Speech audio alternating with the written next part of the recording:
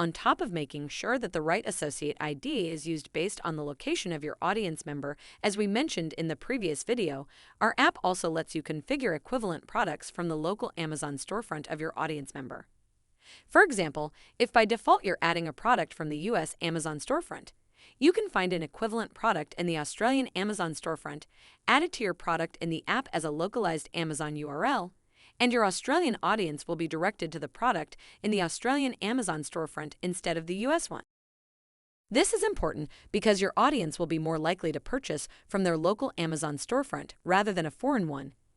And in many cases, they may only ever be able to purchase from their local storefront.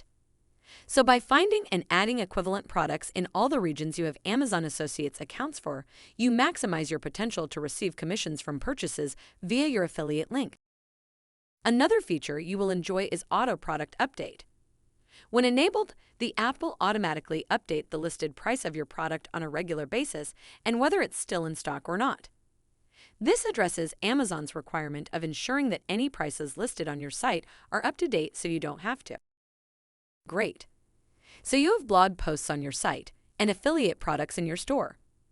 In the next video, let's showcase how they work together to help you earn commissions from Amazon. See you there.